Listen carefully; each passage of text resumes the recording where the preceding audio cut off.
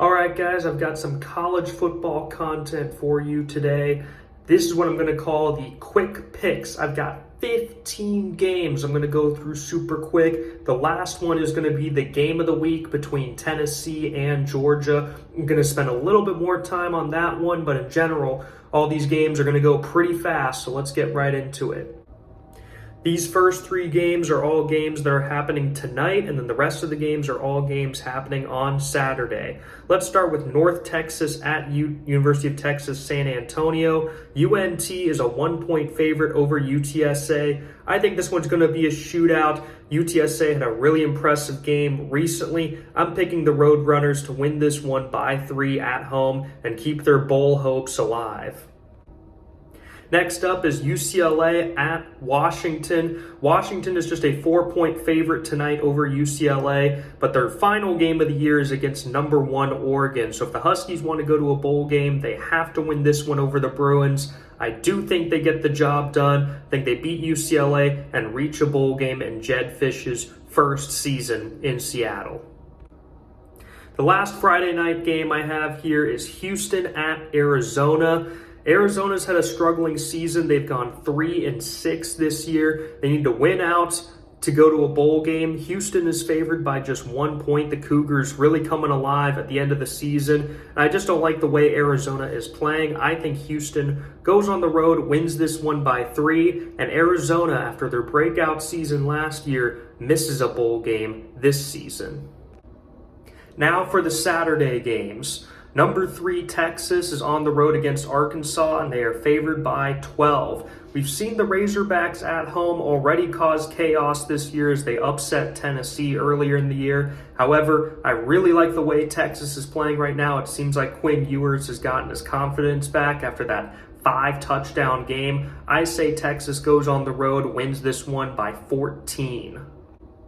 Utah at number 17 Colorado. This is big noon kickoff. The Rocky Mountain showdown between the Utes and the Colorado Buffaloes. Colorado 7-2. I did not see that coming in second year for Deion Sanders. Utah is completely fallen apart. They might end up with a losing season. They've got tons of injuries. Brant Keithy is out. They have to change quarterbacks again. Colorado is missing Jimmy Horn, but I don't think it's going to matter. This offense is way too explosive. The Buffs are favored by 11. I'm going to say the Buffs win at home by 14 and are 8-2 and are controlling their own destiny to get to the Big 12 championship game.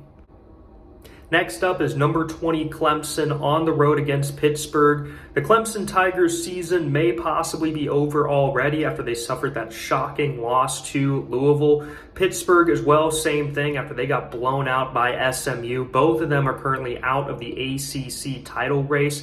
Clemson would have to win out, and a lot of things would have to go right for them to get back into the ACC championship and have a chance to go to the college football playoff. Clemson is favored by 12.5 points, but you know what? I'm going to go bold. I got to have at least one bold pick here, and I'm going to say Pittsburgh gets the upset at home, beating Clemson by 3 points. As they've been a tricky team for Clemson to beat in the past, I think they get it done. I'm feeling gutsy. Pitt wins by 3. Next up is number 25 Tulane on the road against Navy in a key game for the American Conference title race.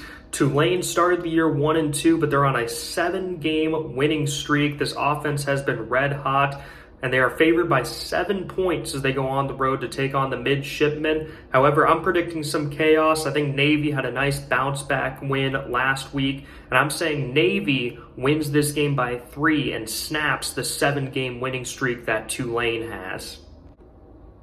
Next up is Michigan State at Illinois.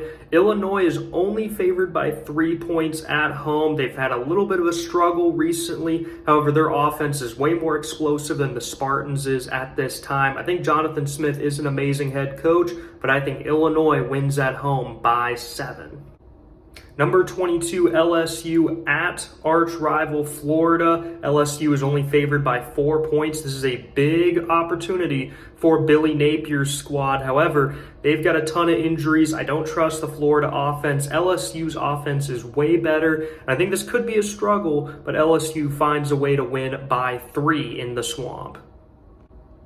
Next up is number 23 Missouri at number 21 South Carolina. The Gamecocks at home are favored by 14 points. Pretty high, and I think the big reason why is because of injuries to Missouri and that there's a whole lot of concern with this Tigers offense.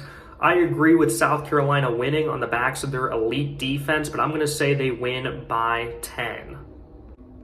Next up is number 13 Boise State at San Jose State. Currently, Boise State just barely in the college football playoff picture. If they were to lose any game in the regular season, it would be this one on the road in San Jose. However, the Broncos, who are favored by 13.5 points, are still just way better than San Jose State. I think Boise recognizes that they can get to the playoff. There's too much on the line. They're going to win this game by 14. Next up is Arizona State at number 16 Kansas State. This is going to be a rugged battle. The Wildcats currently favored by 8.5 points. Manhattan is a tough place to go on the road and win. I think ASU actually plays really well, but they're going to come up just short. I think Kansas State wins this game by 3.